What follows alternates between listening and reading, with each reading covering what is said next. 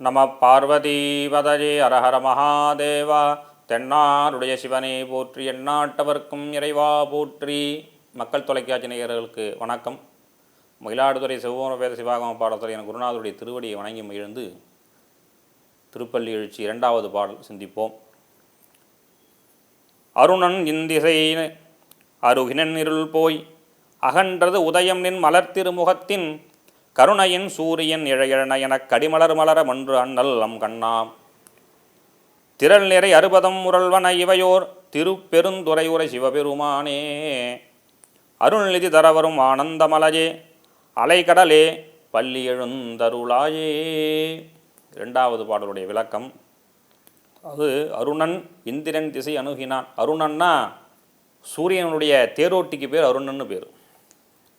அருணனே வந்துட்டான், அதாவது சூரியன் கிழக்கு பாகத்தில் உதிக்கிறார் இல்லையா, சூரியனே வந்துட்டு காலம்புற கிழக்கு திசையில்.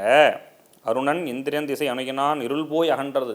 சூரியன் வெளிச்சத்தில் எப்படி நட்சத்திரங்கள்லாம் அதாவது நட்சத்திரங்கள்லாம் அந்த வெளிச்சத்தோடு சேர்ந்துடுத்தோ, அதை மாதிரி என்னுடைய எண்ணம் எல்லாம் உன்கிட்டயே இருக்கணும், நானும் அந்த மாதிரி தான் வந்திருக்கேன் அப்படின்னு சொல்லிட்டு,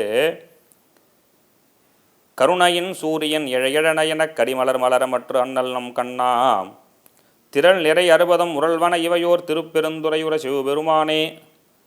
பெருந்துறையில் இருக்கக்கூடிய சிவபெருமானே, அருள்நிதி தரவரும் ஆனந்தமலைங்கிறார். அருட்செல்வத்தை எல்லாம் யாரா தரன்னு கேட்டாக்கா சிவபெருமான் தான்.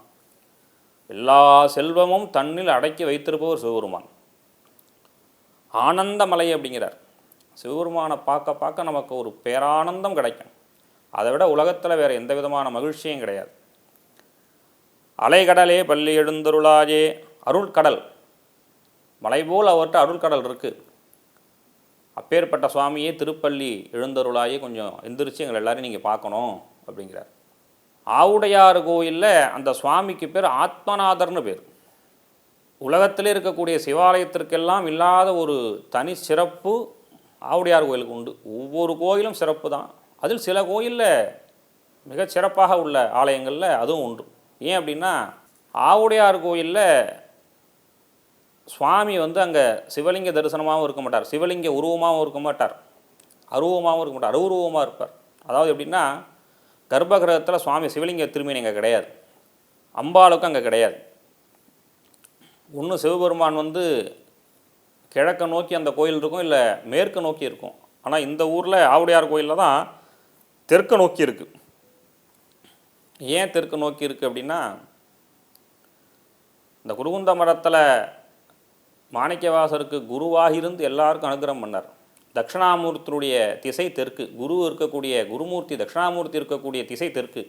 அங்கே சிவபெருமான் எல்லாருக்கும் குருவாக இருந்ததுனால அந்த சிவாலயம் தெற்கு நோக்கி இருக்கும். எல்லா ஊர்லேயுமே பொதுவாக இறைவனுக்கு கோயிலெல்லாம் பச்சரிசி சார்ந்தான் நைவேத்தியம் பண்ணுவாங்க, வீட்டிலேயே எல்லா இடத்துலையுமே. ஏன்னா புழுங்கலரிசி வேக வைத்த தன்மை உடையதனால் அதை நைவேத்தியத்துக்கு உகந்ததை எடுத்துக்கிறது இல்லை சாஸ்திரத்தில். ஆனால் ஆவுடையார் கோயிலில் சுவாமிக்கு 6 கால பூஜையிலும் புழுங்கலரிசி நைவேத்தியம் படைக்கப்படுகிறது. புழுங்கலரிசி தான் அவருக்கு 6 காலம் சுவாமிக்கு நைவேத்தியம். அதுவும் எப்படின்னா, சுவாமிக்கு முன்னாடி அந்த ஆவியாக பறக்கணும். பாகற்காயும் கீரையும் சுவாமிக்கு நைவேத்தியம் உண்டு. அங்கே இன்னும் நடந்துருக்கு. அந்த ஊரில் நந்தி கிடையாது, பிரதோஷம் கிடையாது. மாணிக்கவாசகருக்கு தனி சன்னதி உண்டு. மாணிக்கவாசகர் தான் முதல் வழிபாடாங்க. நீங்கள் போனோடனே மாணிக்கவாசகர் சுவாமி தான் தரிசனம் பண்ணணும். அந்த ஊரில் தேர் திருவிழா நடந்ததுன்னு சொன்னாக்கா தேரில் சுவாமி அம்பாள் வரமாட்டாங்க, மாணிக்கவாசகர் தான் வருவார்.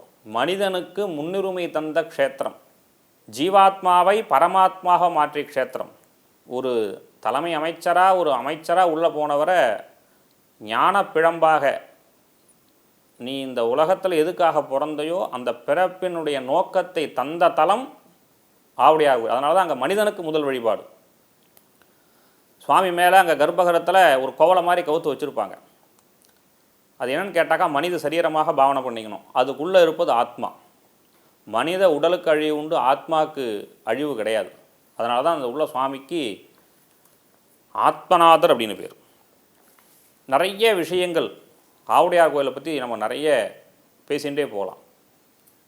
வானின்று அழைக்கும் மழை போல் இறைவனும் தான் நின்று அழைக்கும் கொள் என்று தயங்குவர் ஆண் நின்று அழைக்கும் அதுபோல் எண்ணந்தியை நான் நின்று அழைப்பது ஞாலம் கருதிங்கிறார் திருமூலர். இப்போ வறண்ட பூமி விவசாயத்துக்கு மழை வேணும். அந்த மழையை நம்ம ஒரு கயிறை கட்டி மேலே மேகத்தை கட்டி இழுக்க முடியுமா? அப்படி கட்டினா இழுத்தா மழை வந்துடுமா? வராது. மழைங்கிறது தானாக பொழியணும். வானின்று அழைக்கும் மழை போல் இறைவனும் தான் நின்று அழைக்கும் கொள் என்று தயங்குங்கிறார். சுவாமி வழிபாடு பண்ணுறது சில பேர் தயங்குவாங்க.